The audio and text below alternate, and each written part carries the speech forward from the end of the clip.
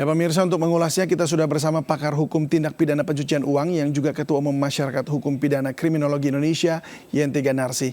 Selamat sore Bu Yenti Ganarsi. Selamat sore. Ya Bu Yenti, bagaimana tanggapan terkait harta fantastis AKBP Akhirudin ini? Ya, tanggapannya tentu prihatin ya. Kita prihatin ternyata ya mungkin tugas kita lebih banyak lagi ya, karena mungkin banyak kejadian-kejadian seperti ini kan hampir sama dengan kasus Pak Rafael yang belum selesai juga. Dan kita lihat ini kan dari LHKPN, maka harusnya KPK harus segera, karena kalau tidak salah PPATK kan sudah menghentikan sementara transaksi yang bersangkutan dan keluarga dan anaknya. Dan itu terbatas hanya 20 hari. 5 hari perpanjang 15 hari. Artinya apa? Saat ini mendingan KPK harus segera jalan duluan karena berkaitan dengan LHKPN, karena ada, dan kemudian nanti berkaitan dengan kejahatan asal yang lain bisa menyusul kan. Misalnya ini kan ada indikasi mungkin undang-undang perdagangan, kemudian undang-undang lembaga konsumen ya, pelindungan lembaga konsumen, kalau nanti betul itu solar yang dioplos itu kemudian sudah dijual kepada masyarakat, banyak tindak pidana asalnya. Tapi yang jelas ini masuknya dari TPPU dulu. Ini harus di TPPU ada indikasi TPPU, antara lain sudah ditangani oleh PPATK.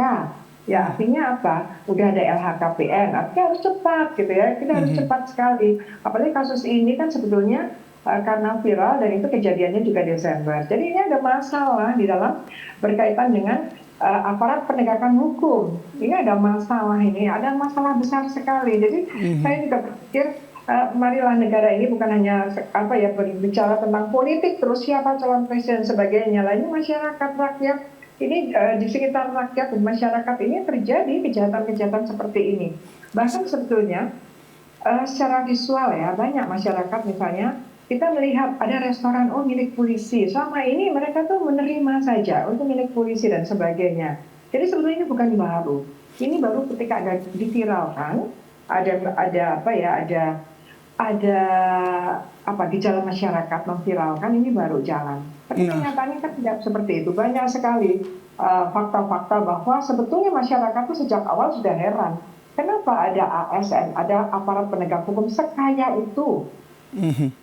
Nah ini dia, ini yang menjadi pertanyaan, dan seberapa urgent menurut Anda bahwa harus ada satu tindakan yang mungkin seperti Prof. Mahfud juga katakan bahwa ini mesti ada tindakan yang tegas juga begitu ya, dalam artian aparatur negara baik dari kepolisian, kejaksaan, kemudian juga pihak apalagi tadi pengadilan begitu ya, itu mesti melaporkan dengan tegas saat ini update seluruh kekayaan mereka. Iya, ini seperti harus ada revolusi ya untuk penegakan hukum ya. Artinya apa? Ini kan ini ketahuan gitu ya, bahwa kejadiannya kan bukan sekarang, kejadiannya sudah lama, banyak masyarakat secara sosial itu melihat kadang-kadang dipaksa memaklumi, itu punya polisi ini, ini punya itu gitu, karena dipaksa. Suatu saat masyarakat tiba pada saat kesadaran masyarakatnya, nuraninya berbicara, sekarang akan terbongkar semua. Jadi ini harus ada satu duduk bersama deh, mencari metode yang baik, jangan menunggu diviralkan. Artinya harus mulai dilihat LHKPN siapa saja yang belum, dan kemudian ketika sudah ada LHKPN-nya, bagaimana ini dalam rangka mengklarifikasi, memverifikasinya, dan kalau tidak cocok bagaimana? Karena kan kita heran ya, ada tanah di sini sekian ratus meter harganya 45 juta, 46 juta atau 100 juta. Ada 3 mobil hanya 400 juta. Lah yang memberikan harga itu siapa? Yang melapor, kan itu saja sudah nggak jelas gitu sejak awal. Mana kita bingung ya, kita dilaporkan, ya itu aja. Punya nggak metode KPK berkaitan dengan LHKPN yang melaporkan, itu yang menilai sendiri. Nah, ini itu kan dia. appraisal-nya itu kan aneh gitu. Nah ini kan PPATK sempat menyebut bahwa sebenarnya sudah memulai analisis rekening ganjil ini sebelum viral penganiayaan. Nah ini apa yang salah di sini? Karena kalau tadi dikatakan juga oleh Bu Yenti bahwa kalau tunggu viral dulu baru ditanganin, lah ini apa yang salah nih jadinya? Banyak yang salah ya. Satu, banyak sekali laporan polisi kalau dilaporkan itu tidak ditindaklanjuti. Pak Kapolri ini harus menjadi perhatian. Tapi saya juga bisa memahami SDM-nya juga kurang memang. Kita hanya punya 460 ribu paling banyak ya. Padahal kita butuh 2 juta polisi. Tapi anggaran kita nggak cukup untuk itu karena anggaran kita nampaknya untuk hal-hal lain gitu ya. Jadi bagaimana kita akan membangun ekonomi kalau kalau pembangunan ekonomi sendiri diliputi dengan kejahatan-kejahatan ekonomi yang banyak. Artinya apa? Nampaknya penempatan anggaran itu ya memang jomplang ya. Untuk penegakan hukum itu tidak dapat anggaran yang cukup. Misalnya polisinya kurang ini kan, hakimnya kurang dan sebagainya itu tidak diperhatikan. Yang diperhatikan saya nggak tahu lah untuk apa membangun infrastruktur sebegitu banyaknya, tetapi kebocorannya tidak cukup anggaran untuk menyediakan SDM-nya. Nah ini juga permasalahan. Jadi saya kira tidak perlu menunggu viral.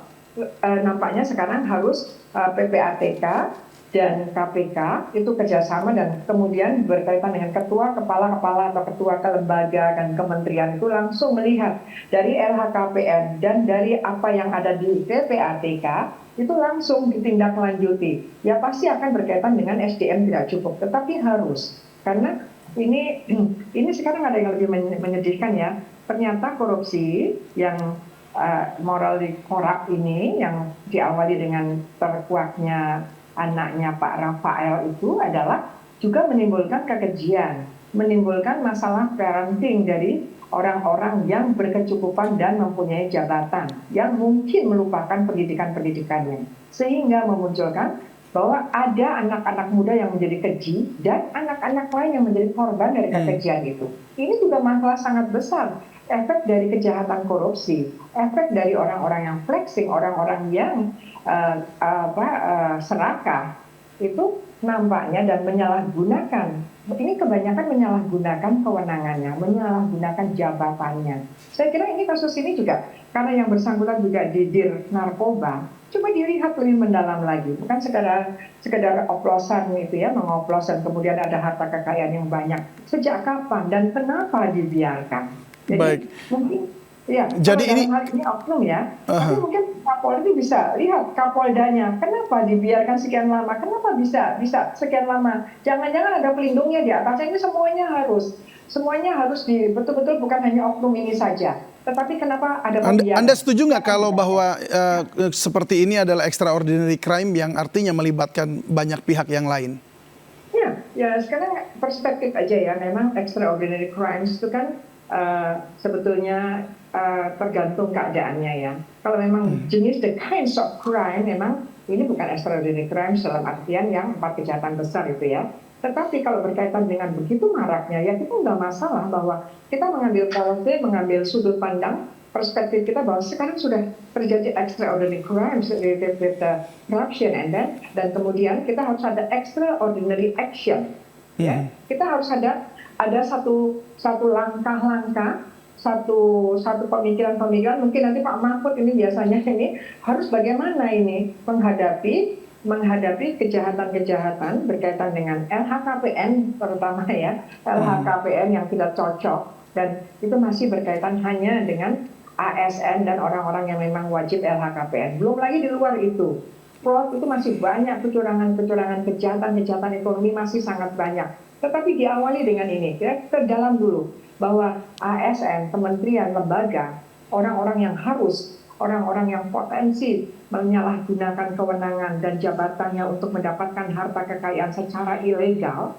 Nah ini yang harus didahulukan. Sekarang prioritas dulu ya, diawali di bulan Syawal ini harus ada update kekayaan mereka dulu, dikasih tahu, terbuka ya. Memikirkan satu ide, satu gagasan. Ini bagaimana mau menangani ini? Ternyata betul bahwa kejadian Pak Rafael itu bukan satu-satunya, bukan atau baru kita kaget, tidak. Itu adalah sudah kejadian banyak, tapi baru ditangani ketika viral. Ya, jadi kalau Pak Mahfud yang sering menyampaikan dan kemudian memviralkan itu harus mencari metode lain juga yang tidak harus diviralkan. Baik, Tapi tadi Anda sempat pertimbangan. mengatakan soal keuangan negara ya, artinya harus ada dialokasikan juga untuk penegakan hukum seperti ini. Ya, kalau kita lihat kan sebenarnya belajar dari Kementerian Keuangan, Bu Sri Mulyani juga sudah memberikan sebenarnya insentif yang begitu besar kepada para orang-orang di Kementerian Keuangan ya bawahannya. Nah, apakah ini akan memberi menjadi suatu solusi begitu ketika yang jatahnya tadi harus untuk rakyat, untuk infrastruktur harus diberikan kepada aparatur negara ini? Ya, yang disampaikan Ibu Sri Mulyani renumerasi itu ya, ternyata kan itu memang gagal total ya, untuk kalau itu untuk tujuannya bahwa ketika gajinya dinaikkan, kesejahteraan dinaikkan, yang dinaikkan juga kebanyakan Kementerian Keuangan dan Bank Indonesia kan, yang lain kan tidak, ya kan? Ternyata tidak sesuai, tidak sejalan dengan bahwa ini sudah dinaikkan, kemudian tidak ada korupsi, tidak juga, kan itu sudah terbantahkan. Yang saya maksudkan adalah alokasi anggaran untuk bagaimana memperkuat kelembagaan aparat penegakan hukum itu, artinya antara lain SDM-nya kurang, ya. Kenapa tidak cukup untuk ini? Kenapa polisinya banyak orang ingin jadi polisi, banyak orang ingin jadi hakim dan jaksa, tapi sedikit untuk itu karena memang tidak diprioritaskan. Karena saya melihat semua pembangunan, semua program-program pembangunan ekonomi itu tidak ada mitigasi, tidak ada langkah-langkah mitigasi kalau pembangunan ekonomi itu kemudian berhadapan dengan suatu kegagalan dikarenakan terjadinya kejahatan ekonomi. Itu tidak pernah fokus, tidak pernah mendapatkan perhatian bahwa hati-hati nanti kebocoran, hati-hati berkaitan dengan konflik of interest itu tidak pernah. Baik, bagaimana dengan undang-undangnya? Jika RUU perampasan aset sudah disahkan, apakah undang-undang itu bisa menjerat kasus hukum seperti TPPU AKBP Akhirudin ini? Nah, sekarang ini semakin ya, kalau nggak salah kemarin itu kan katanya sudah di mejanya Presiden, ya kan? Ya, Pak Mahfud sendiri sudah di meja Presiden, masa di meja Presiden didiamkan saja? Karena ada langkah-langkah yang cepat dengan adanya Undang-Undang Aset Recovery, ya, Undang-Undang Aset Recovery itu kan memulihkan atau juga pengembalian atau merampas aset hasil kejahatan, termasuk nanti ketika ini sekarang kan sudah ada misalnya nanti cepat-cepat ini harta-harta kekayaan itu bisa diblokir atau bisa disita, dan di awal ini sudah ada langkah-langkah dari penyidik untuk misalnya dilelang di awal untuk harta-harta yang disita yang nilainya cepat sekali turun atau memerlukan biaya untuk penganggaran untuk memelihara agar nilainya nanti di putusan tidak turun. Ini kan ada. Belum lagi ada masalah berkaitan dengan LHKPN, illicit enrichment. Orang-orang pejabat-pejabat yang tiba-tiba kaya yang menimbulkan kecurigaan itu bisa langsung ada pembuktian terbalik di awal. Jadi ini menjadi sangat penting di Undang-Undang Asset Recovery.